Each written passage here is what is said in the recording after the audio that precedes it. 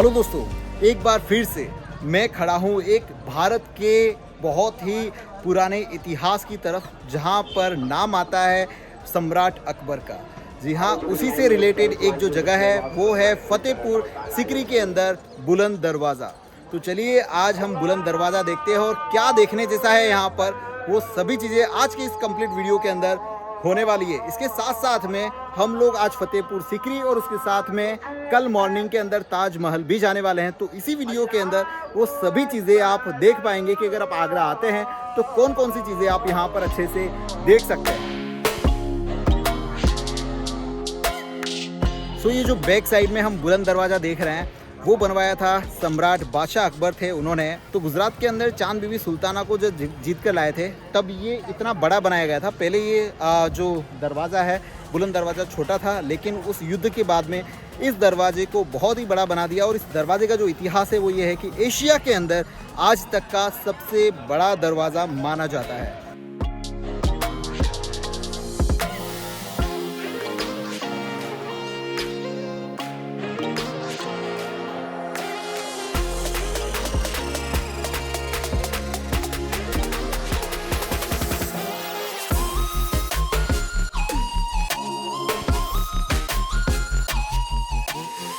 इसको बादशाही दरवाज़ा बोलते हैं। और हर फ्राइडे को जब बादशाह अकबर नमाज अदा करने के लिए आते थे यहाँ पर, तो इस दरवाजे से यहाँ पर एंट्री होती थी।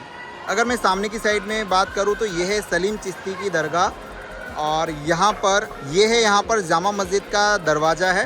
अब हम उस तरफ चलेंगे एक बार, चलिए देखते हैं।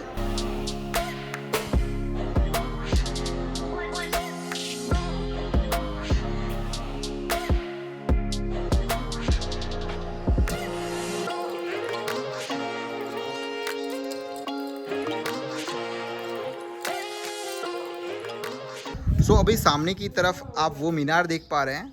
वो जो मीनार है उसको बोलते हैं एलिफेंट मीनार। एक्चुअली जब महारानी जो जोधा है जब यहाँ पर आई थी अकबर से विवाह करने के बाद में, तो राजा मान सिंह ने एक हाथी गिफ्ट किया था। और वो जो हाथी था वो सच और झूठ का फैसला कर लिया करता था। तो अगर कोई अपराधी होता था तो उसको कुचल कर मार दिया जाता था। और जब वो हाथी की जब डेथ हो गई तो उसकी याद में वो मीनार बनाई गई है।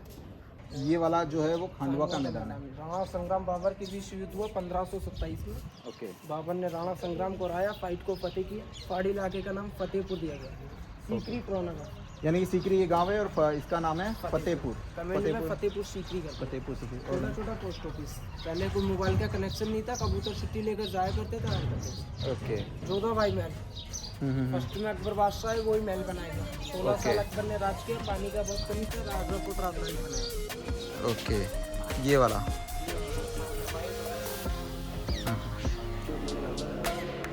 पत्थर के अंदर है, भारी के हिसाब से होगा। ये पत्थर वो है पानी में डालने से इसमें हाँ, बताओ तो इसके बारे में क्या है ये एलिफेंट है, उसके भी अंदर एलिफेंट बना है। हाँ, जॉइंट वगैरह नहीं है इसके अंदर कोई भी जॉइंट नहीं है जी। ये पत्थर से बनाया हुआ है पूरा। और ये क्या है? वन पीस के अंदर है, इसमें कोई जॉइंट नहीं है, अपने हाथ से बनाते हैं हम लोग। ये आपको चीज हर जगह नहीं मिलेगा, मोबाइल, कैमरा, सोना चांदी हर जगह मिल जाएगा। ये चीज आपको हर जगह नहीं मिलेगा। ओके, हम ये पहले वाला इसमें लगाएंगे अगरबत्ती स्टैंड, बड़ा कैंडल, उससे छोटा कैंडल, पेन स्टैंड, पुरबेटी, सबके काम होता है। ओके। तो दोस्तों यही है यहाँ का फतेहपुर सीकरी, जहाँ पर हमने बहुत सारी चीज़ें देखी और अच्छा लगा एक इतिहास को जानते हुए, एक रोचक इतिहास को जानते हुए हमारे इस हिंदुस्तान का, हमारे इस देश का।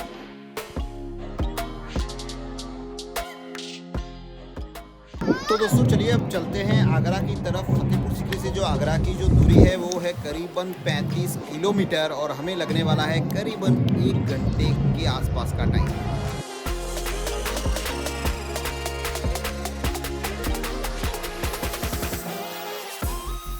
तो दोस्तों अभी टाइम हुआ है यहाँ पर करीबन शाम के 6 बज चुके हैं फतेहपुर सीकरी में और करीबन 1 घंटे के आसपास हम लोगों को लगना चाहिए आगरा पहुँचने में।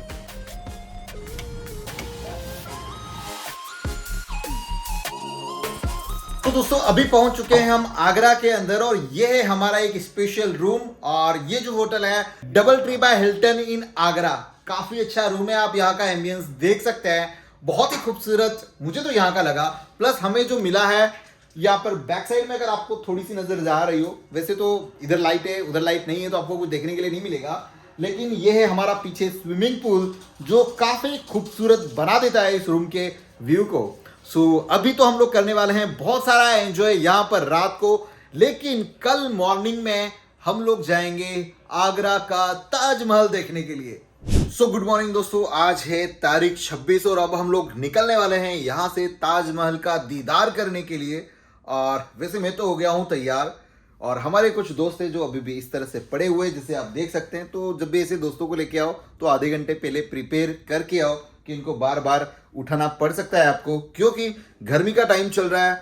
हमें जो ताजमहल है वो मॉर्निंग में ही देखना है ताकि गर्मी का ज़्यादा एहसास ना हो और हम अच्छे से ताज की जो खूबसूरती है उसको निहार पाए। तो पहले इन सब लोंडों को तैयार करते हैं फटाफट से और निकलते हैं यहाँ से ताजमहल के लिए। सो दोस्तों फाइनली अभी हम लोग ताजमहल की तरफ जा रहे हैं। टिकट इसकी जो है वो हमने ऑनलाइन बुक कर ली है, asi.payu.com के थ्रू आप जो है वो बुकिंग कर सकते हैं। लिंक जो है वो मैं आपको डिस्क्रिप्शन में दे दूंगा। मैंने 245 पे किया है, यानी कि ताजमहल की एंट्री और उसके साथ साथ में जो अंदर का जो म्यूज़ियम है उसके लिए भी मैंने यहाँ पर पे किया है।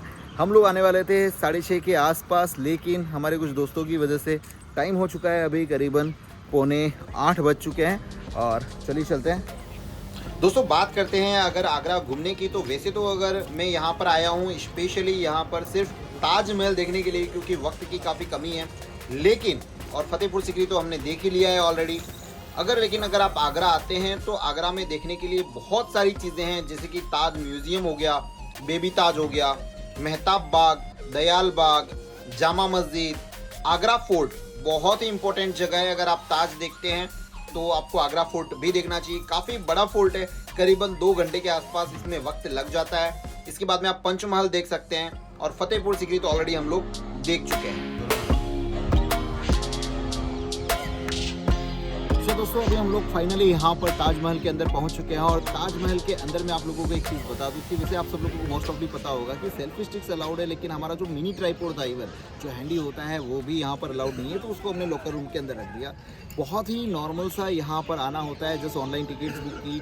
अगर वे वीकडेज़ के अंदर आते तो इतनी ज़्यादा मुझे भीड़ देखने के लिए नहीं मिली यहाँ पर। सो बहुत ही ईजी सा प्रोसेस हो गया।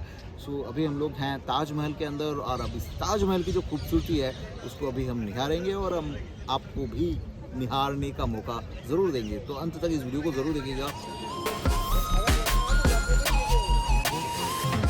सो एक चीज़ मैं आपको यहाँ पर इस दरवाजे की अगर मैं बताऊँ तो ये जो यहाँ पर उर्दू में आई थिंक लिखा हुआ है, ये वाली जो चीज़ है, और ये हमें पूरा इक्विवेलेंट जैसा दिखाई देता है ना।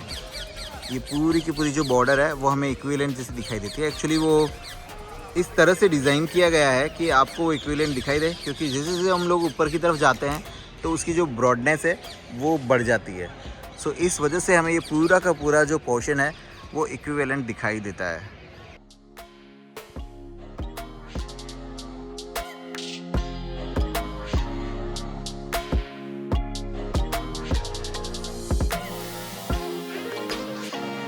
सो दोस्तों अभी आप मेरे पीछे देख पा रहे हैं पूरा का पूरा ताजमहल, और यहाँ की खूबसूरती आप कुछ देख ही पाएंगे। बहुत ही शानदार एक व्यू हमें यहाँ पर नज़र आता है ताजमहल का, बहुत ही शानदार।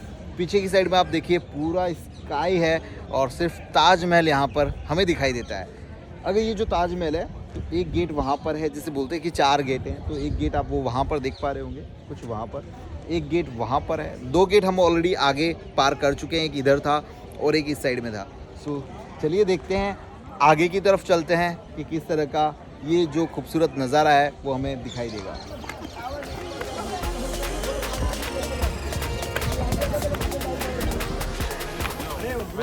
तो अभी हम लोग यहाँ पर चलने वाले हैं मुमताज़ की कब्र देखने के लिए, जिसके लिए हमने स्पेशली 200 की जो एक्स्ट्रा टिकट है वो बाय की है। जो जाने का जो रास्ता है वो वहाँ से है और वहाँ से हम अंदर जाएंगे। अंदर फोटोग्राफी और वीडियोग्राफी अलाउ नहीं है। सो लेट्स सी, देखते हैं अंदर किस तरह के विजुअल्स हमें देखने के लिए मिलने वाले हैं। तो चलिए चलते हैं। सो दोस्तों अभी हम लोग यहाँ पर आ चुके हैं यमुना नदी के किनारे पर, जहाँ पर ताजमहल स्थित है। पीछे की साइड में आप ये देख पा रहे हैं, ये है यमुना नदी। और यमुना नदी का पानी बहुत ही गंदा हो रहा है धीरे धीरे। सो क्या बोलना है इसका, कुछ बोलने जैसा नहीं है, आप खुद समझदार हैं। और ये है हमारा ताजमहल।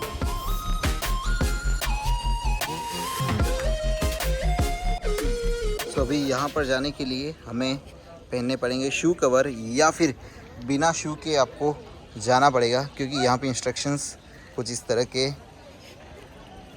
लगे हुए हैं।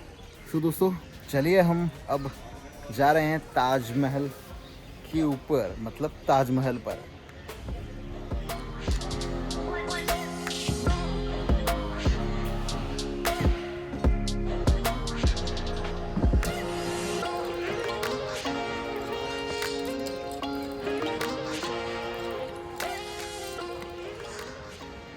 सो दोस्तों ये है ताजमहल के बहुत ही करीब। सो दोस्तों अभी हम लोग अंदर जाके आ गए, और अंदर थोड़ी कब्र हमें देखने के लिए मिली। मतलब वो शायद नीचे मेन थी, ये ऊपर सिर्फ उसका एक हुबहू ढांचा बनाया गया है, ऐसा मुझे लगा, फील हुआ। बहुत ज़्यादा तो मुझे पता नहीं था। और अंदर जाने के बाद में ऐसा कुछ बहुत ज़्यादा मुझे तो नहीं लगा स्पेशली, लेकिन जो लोग इन सब इतिहास में काफ़ी इंटरेस्ट रखते हैं उन लोगों के लिए शायद इसमें कुछ हो सकता है। बाकी 2-5 मिनट के अंदर मैं बाहर आ गया। धूप काफ़ी बढ़ गई है, और मैं तो सब लोगों को ये रिकमेंड करूँगा कि बहुत जल्दी जितना हो सके तब आइए, या फिर इवनिंग के टाइम पर आइए। यहाँ पर ज़्यादा धूप आप सहन कर नहीं पाएंगे, बहुत अच्छे से इसको एक्सप्लोर नहीं कर पाएंगे। सो यह तो हो गया हमारा पूरा का पूरा आज ताज का टूर, और काफ़ी अच्छा लगा। बस यही तक था आज का हमारा ये पूरा का पूरा व्लॉग। मिलते हैं किसी नए वीडियो के अंदर, नए व्लॉग के अंदर, कुछ नई चीज़ें, नई प्लेसेस, नए एडवेंचर्स चीज़ों को लेकर। तब तक आप सब लोगों का बहुत बहुत धन्यवाद इस ब्लॉग को देखने के लिए। Thank you.